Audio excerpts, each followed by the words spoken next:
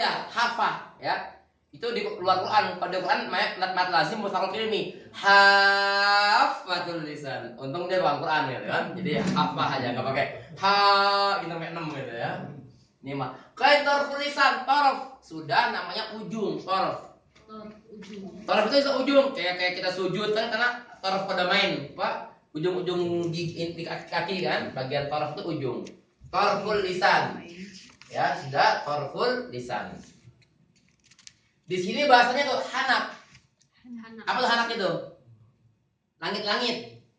Jadi saya bilang apa? Boleh lisah yang artinya gusi, boleh hanak yang artinya apa? Langit-langit. Ada istilah hanak a'la. Apa tuh? Apa a'la? Atas. Kalau bahasa Arab ada istilah hanak a'la, hanak sufla. Sufla bawah. Ya, gini dulu, tunggu, lihat dulu biar bahasanya. Hanak a'la itu langit-langit atas. Hanak itu langit-langit. A'la atas. Kalau hanak lagi langit asfal bawah. Bisa nggak diterjemahkan bahasa Indonesia langit-langit bawah? Nggak bisa. Kenapa? Kita tidak bisa menerjemahkan bahasa satu bahasa lain secara terlek. Maksudnya hanak a'la ya langit-langit. Dia kan nggak apa bahasa Arab langit itu? Bahasa Arab langit apa? Sama. Enggak itu sama-sama di sini. Atau sama ani.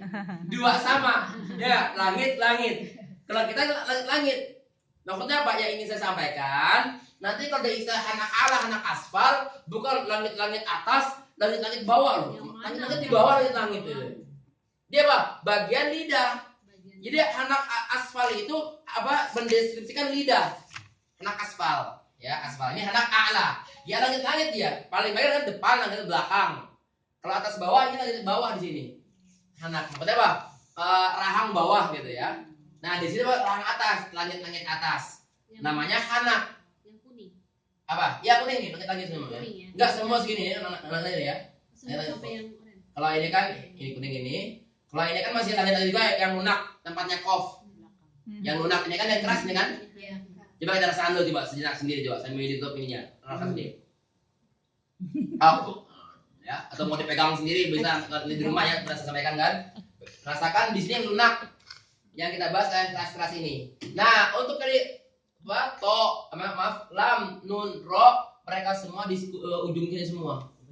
Mau dideskripsikan langit-langit boleh, mau dideskripsikan lisah ataupun gusi juga boleh. Intinya di sini. Ada ya? Masih semua ya? Intinya di sini. Ya, yang lam di sini, yang ro lihat lebih besar dia ro. Ya, ro lebih besar. Kenapa? Dia punggung lidah, nggak cuma ujung. Nun lebih kecil ujung. Punggung agak maju dalam lagi sedikit. Kenapa ini dibedakan? Nanti kita bahas tebal dan ketipisan huruf. Kan ro punya tebal punya tipis. Ini yang membuat dia beda. Yang ingin kita bahas nanti. Intinya kalau ini bukan makrot ini sifat. Yang makrot ini yang biru ini. Yang biru.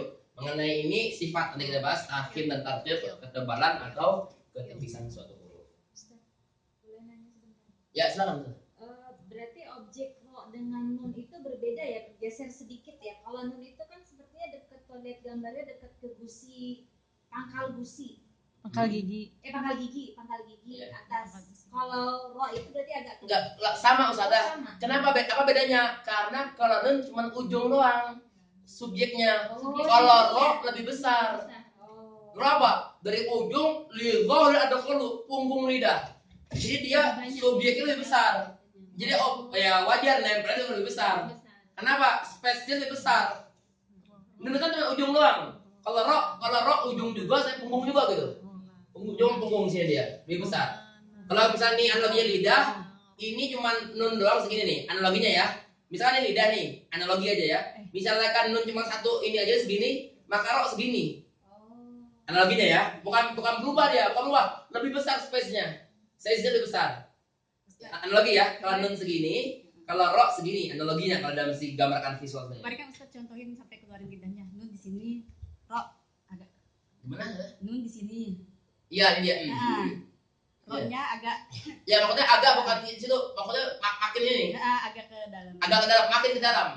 Karena selama ini kita belajar ro itu yang kata Ustaz bilang button. Jadi ngebalik lidah itu. Nah, begini, ya orang balik nanya. Sekarang bagaimana kalau dia tipis? Coba ilmu. Kalau dia tipis bagaimana? Coba misalkan nih, coba pakai button dulu coba. Misalkan kita button dulu nih. Misalkan kita pakai button.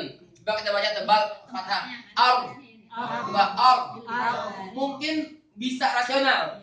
Coba kita ganti ir coba gimana? Ir tebal juga itu. Kalau udah gini tebal. Sedangkan nih button perutnya. Kalau bibir ini perut bibir. Ini perut lidah.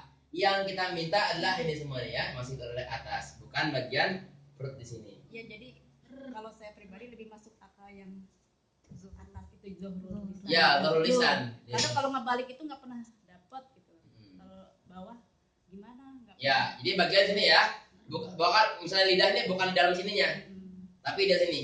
Jadi analoginya saya lagi ulang. Kalau nun analoginya satu gini, analogi aja ya. Kalau ro dua, kenapa? Spesialnya besar. Namanya zohrul lisan. Analogi aja ya, nggak mesti dua kayak gini bukan lebih besarnya gitu. Baru paham saya. Jadi analogi seperti itu lebih dipahami tuh, lebih mudah. Jadi kalau kira-kira nun itu ujung kuku yang di tengah, terus kalau yang ro-nya itu segini. Lebih ya, spesial besar. Kenapa? Wa ro yudanihi, masuk lagi. Li dhahrin adkhulu. Apa tuh? Terus masuk lagi. Karena ro punya istilah ketebalan ntar nih, tafsir. Jadi segini yang nempel tuh kira-kira. Karena bayangan saya tuh ini lidah dibagi-bagi, jadi yang nempel tuh hanya bagian sini. Iya bukan tuh. Size-nya lebih besar. Size-nya lebih besar. Size-nya lebih besar ya. Jadi dari makhraj nun agak ke belakang. Iya, Berarti ila dzar qalilan. Nun tambah sedikit. Makanya ada banyak buku-buku membahas min torf, benar saudara? Makanya banyak materi membahas torful lisan, ujung lidah ila dzaril lisan qalilan. Coba katakan bahasa deskripsi lain, torful lisan, ujung lidah ila dzaril lisan, sampai masuk ke punggung lidah sedikit. Itu bahasa deskripsi lain. Jadi boleh langsung mau punggung lidah sudah include. Boleh bahasa kedua tidak apa? Torful lisan, artinya ujung lidah sampai ke punggung lidah qalilan sedikit. Deskripsinya beda dari segi definisi, esensinya sama. Torful lisan ila Dhahril lisan qalilan. Ada istilah qalilannya. Torful lisan ila dhahril lisan qalilan. Beda. Kalau ini, kalau hafal dia gini, Syekh. Kalau taruh di sini, atasnya. sedikit aja. Ada kasih lagi. Ada lagi ya, Kang ya. Misalkan ini torful lisan nih segini nih. Ini tempel ya. Torful lisan itu lebih dalam lagi.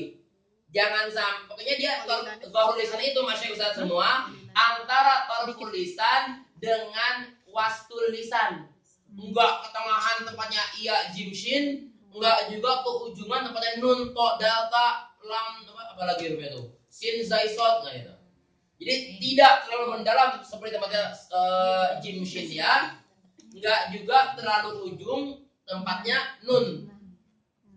Tulisannya apa sih? Saya ulang sekali lagi. Di sini ada jim shin ya di sini. Jim shin ya. Dot sama lam sudah kita skip aja karena tepi.